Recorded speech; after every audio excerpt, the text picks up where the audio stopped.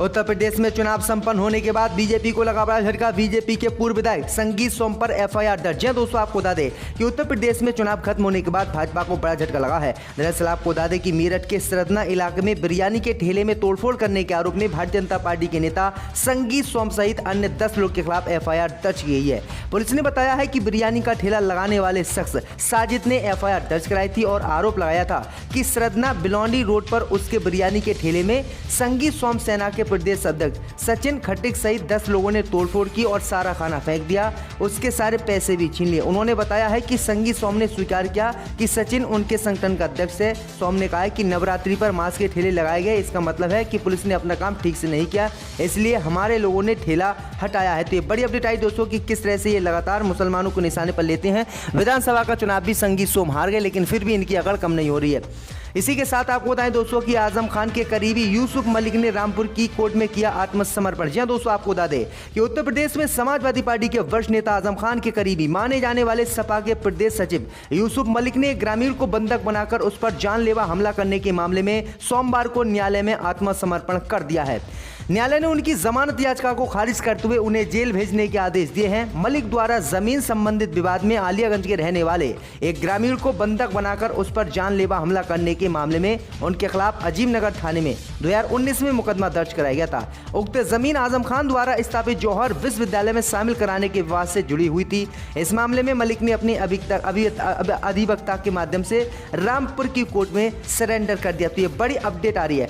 इसी के साथ आपको बताएं दोस्तों की भाजपा पर अखिलेश ने फिर से बोला हमला। कहा भाजपा सरकार की जीरो टॉलरेंस नीति महज दिखावा, झूठ के सहारे अभी भी गिनाई जा रही हैं उपलब्धियां।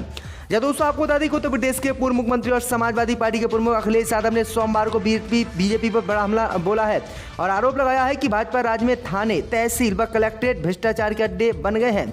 सोमवार को सपा मुख्यालय से जारी एक बयान में सपा प्रमुख अखिलेश यादव ने कहा है कि भाजपा सरकार की जीरो टॉलरेंस नीति महज एक दिखावा है। उन्होंने आरोप लगाया है कि सत्ता के संरक्षण में प्रशासन निर्दोषों, गरीबों का उत्पीड़न करने में उत्तर प्रदेश में लग गया है और किसानों पर बुलडोजर चल रहा है। यादव ने आरोप लगाया है कि झूठ के सहारे अभी से उपलब्धियां गिनाई जा रही हैं।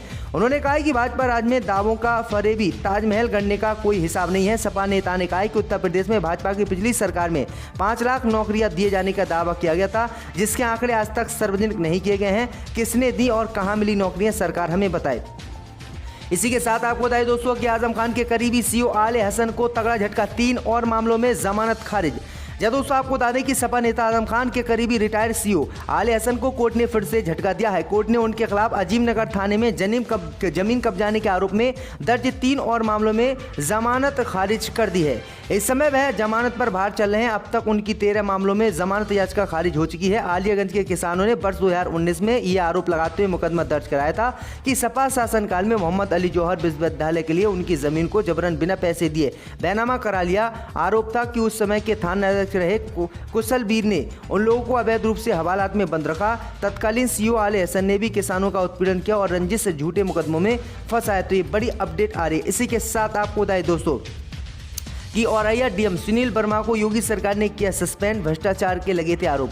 दोस्तों आपको बता दें कि उत्तर प्रदेश की योगी सरकार ने दूसरे कार्यकाल की शुरुआत पुलिस प्रशासन में भ्रष्ट अफसरों के खिलाफ सख्त कार्रवाई से की है। लगातार 3 अफसरों के निलंबन की कार्रवाई कर योगी सरकार ये मैसेज दे रही है कि भ्रष्टाचार की शिकायत मिलने पर अफसरों पर गाज गिरेगी। गाजियाबाद के एसएसपी पवन कुमार, सोनभद्र के डीएम टीकू सीबू को निलंबित करने के बाद अब औरैया के डीएम सुनील वर्मा को भी सस्पेंड कर दिया गया है। औरैया डीएम रहे सुनील वर्मा पर भ्रष्टाचार कर आय से अधिक संपत्ति अर्जित करने और कर्तव्य पालन में लापरवाही के आरोप हैं। योगी सरकार ने आय से अधिक संपत्ति मामले की जांच विजिलेंस को सौंप दी है। इस बारे में जानकारी देते हुए अपर मुख्य सचिव देवेश चतुर्वेदी ने कहा कि सोमवार को औरैया के डीएम 2013 बैच के अफसर सुनील वर्मा को सस्पेंड करने का आदेश किया गया है। तो ये बड़ी अपडेट आ रही है। इसी के साथ आपको बताएं दोस्तों कि मठ में हमले की खबर पाकर सीएम पहुंचे गोरखपुर, घायल पुलिसकर्मियों को देखा अस्पताल में। दोस्तों आपको बता दें कि यूपी में गोरखपुर के प्रसिद्ध गोरक्षनाथ पीठ मंदिर के गेट पर रविवार की शाम एंट्री के दौरान चेकिंग करते समय एक युवक ने धारदार हथियार से पुलिसकर्मियों पर हमला बोल दिया। सीएम योगी इस मठ के महंत हैं। मठ में पुलिसकर्मियों पर हमले की खबर पाकर वे गोरखपुर पहुंचे और अस्पताल जाकर घायल पुलिसकर्मियों का हालचाल पूछा। इस घटना को अंजाम देने वाले युवक का नाम मोहम्मद मुर्तजा है, जो गोरखपुर का ही निवासी है। आरोपी को कोर्ट में पेश कर न्यायिक हिरासत में भेज दिया गया है। इस घटना की जांच के लिए एसटीएफ और एटीएस को लगाया गया है। पुलिस के आला अधिकारियों का कहना है कि घटना के पीछे बड़ी आतंकी साजिश हो सकती है, लेकिन अभी जांच जो है प्रारंभिक चरण में है, इसलिए कुछ नहीं कहा जा सकता। तो ये बड़ी अपडेट आ रही है। इसी के साथ आपको बताइए दोस्तों कि सीएम योगी के करीबी एमएलसी यशवंत सिन्हा पर गिरीगाज, बीजेपी ने 6 साल के लिए पार्टी से निकाला। जब दोस्तों आपको बता दें कि उत्तर प्रदेश विधान परिषद के चुनाव में नया मोड़ उत्तर प्रदेश में आ गया है। अभी तक समाजवादी पार्टी ने चुनाव में अपने प्रत्याशियों के खिलाफ लड़ने वाले पार्टी के नेताओं को सस्पेंड किया था। वहीं अब बीजेपी ने भी अपने विधान परिषद सदस्य यशवंत सिन्हा को पार्टी से 6 साल के लिए सस्पेंड कर दिया है। असल में आजमगढ़ मऊ स्थानीय निकाय प्राधिकरण क्षेत्र से बीजेपी के अधिकृत उम्मीदवार अरुण कुमार यादव के खिलाफ बीजेपी एमएलसी यशवंत सिन्हा के बेटे चुनाव लड़ रहे हैं और एमएलसी अपने बेटे विक्रांत सिंह उर्फ रीसू को समर्थन दे रहे हैं, जिसकी जानकारी मिलने के बाद पार्टी ने उन्हें 6 साल के लिए सस्पेंड कर दिया। वहीं यशवंत सिन्हा ने कहा है कि उन्हें इसकी जानकारी नहीं है और पार्टी के सामने अपनी बात रखेंगे। तो ये बड़ी अपडेट आ रही है। इसी के साथ आपको बताएं दोस्तों कि अयोध्या में नेशनल हाईवे पर भयानक हादसा, बस पलटने से 3 की मौत, 11 घायल। जब दोस्तों आपको बता दें कि उत्तर प्रदेश के अयोध्या में एक बड़ा सड़क हादसा हो गया है। मंगलवार सुबह नेशनल हाईवे 27 पर ओवरटेक करते समय एक प्राइवेट बस नियंत्रित होकर पलट गई। इस हादसे में 3 लोगों की मौत हो चुकी है, जबकि 11 लोग घायल हैं और एक गंभीर रूप से घायल बताया जा रहा है। वहीं मुख्यमंत्री ने सड़क हादसे में 3 लोगों की मृत्यु पर गहरा शोक व्यक्त किया है। सीएम ने आदेश दिया है कि हादसे में घायल सभी का समुचित उपचार कराया जाए। इसी के साथ मृतकों के परिजनों को 2-2 लाख रुपए की आर्थिक सहायता की भी घोषणा कर दी है।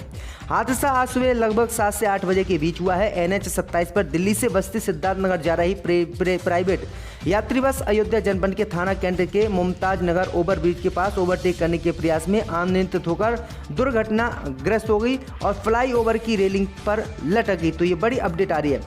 इसी के साथ आपको बताएं दोस्तों कि कानून व्यवस्था को लेकर सीएम योगी सख्त, अब यूपी के इन 4 शहरों में लागू हो सकता है पुलिस कमिश्नरेट सिस्टम। जब दोस्तों आपको बता दें कि उत्तर प्रदेश कानून व्यवस्था को लेकर राज्य के सीएम योगी आदित्यनाथ सख्त हैं और पिछले दिनों ही उन्होंने गाजियाबाद के एसएसपी को बढ़ते क्राइम पर कंट्रोल न कर पाने के लिए सस्पेंड कर दिया। वहीं सीएम योगी ने अफसरों को साफ संदेश दिया है कि आम जनता को किसी भी तरह की परेशानी न हो और अपराधियों के खिलाफ सख्त से सख्त कार्रवाई की जाए। वहीं अब राज्य सरकार गाजियाबाद पुलिस कमिश्नरेट प्रणाली लागू करने की तैयारी में है, जबकि राज्य के 4 शहरों में इसे लागू किया जा चुका है। वहीं अब राज्य सरकार गाजियाबाद के साथ मेरठ, प्रयागराज, आगरा में भी पुलिस कमिश्नरेट सिस्टम लागू कर सकती है और योगी दोबारा सीएम बनने के बाद ये काम कर सकते हैं। इसी के साथ आपको बताएं दोस्तों कि उत्तर प्रदेश में योगी को धमकी देने वाले सपा विधायक पर एफआईआर दर्ज। जब दोस्तों आपको बता दें कि उत्तर प्रदेश पुलिस ने बरेली जिले की भोजीपुरा विधानसभा सीट से समाजवादी पार्टी के विधायक सहजिल इस्लाम पर एफआईआर दर्ज की है। बताया जा रहा है कि उनके खिलाफ ये कार्रवाई भड़काऊ भाषण देने का आरोप में की गई है। विधायक अपने भड़काऊ वीडियो में ये कहते हुए दिखाई दे रहे हैं कि डरने की जरूरत नहीं है, अगर उन्हें मुंह से आवाज़ निकलेगी तो हमारी बंदूकों से धुआं निकलेगा। इस भड़काऊ बयान के बाद हिंदू युवा वाहिनी के पदाधिकारियों ने इसका जमकर विरोध किया। बरादरी थाने में विधायक के खिलाफ शिकायत दर्ज कराई, जिसके बाद एसएसपी के आदेश पर बरादरी थाने में सहजिल इस्लाम के खिलाफ मामला दर्ज किया गया है। इसी के साथ आपको बताएं दोस्तों, झूठे विज्ञापनों की बजाय चिकित्सा सेवा पर खर्च करे पैसे, अखिलेश यादव ने भाजपा पर बोला हमला। जब दोस्तों आपको बता दें, ये बड़ी खबर सामने निकल कर आई दोस्तों कि बलिया में बीमार महिला को ठेले में अस्पताल ले जाने संबंधित वायरल वीडियो को लेकर समाजवादी पार्टी के पूर्व अध्यक्ष अखिलेश यादव ने उत्तर प्रदेश की भारतीय जनता पार्टी पर निशाना साधते हुए कहा है कि झूठे विज्ञापनों पर खर्च करने के बजाय चिकित्सा सेवाओं पर खर्च किया जाता तो गरीब बीमार लोगों की जान बचाई जा सकती है। श्री यादव ने मंगलवार को ट्वीट किया और कहा कि उत्तर प्रदेश में चिकित्सा की झूठी उपलब्धि के झूठे विज्ञापनों में जितना खर्च किया जाता है उसका थोड़ा सा हिस्सा भी अगर सपा के समय सुदृढ़ चिकित्सा सेवाओं पर लगातार खर्च किया जाता तो आज भाजपा के राज में स्ट्रेचर व एम्बुलेंस के अभाव में लोगों को जान नहीं देने पड़ती और उनकी जान बचाई जा सकती। तो ये बड़ी अपडेट आ रही है क्योंकि गौरतलब है कि बलिया के चिलक कहर में बुजुर्ग सुकुल प्रजापति अपनी बीमार पत्नी जॉनिया देवी को ठेले में अस्पताल ले गया था, जिसका सोशल मीडिया पर वीडियो वायरल हुआ था। इसी के साथ आपको बताएं दोस्तों कि पूर्वांचल एक्सप्रेस का नाम बदलकर होगा निषाद राज, रेल मंत्री से संजय ने की मांग। जब दोस्तों आपको बता दें कि निर्बल इंडियन शोषित हमारा दल यानी निषाद पार्टी के राष्ट्रीय अध्यक्ष और उत्तर प्रदेश के मत्स्य विभाग के मंत्री डॉक्टर संजय कुमार निषाद ने सोमवार को रेल मंत्री अश्विनी वैष्णव से मुलाकात कर उत्तर प्रदेश और दक्षिण भारत के राज्यों के लिए निषाद राज एक्सप्रेस ट्रेन चलाने की मांग की है।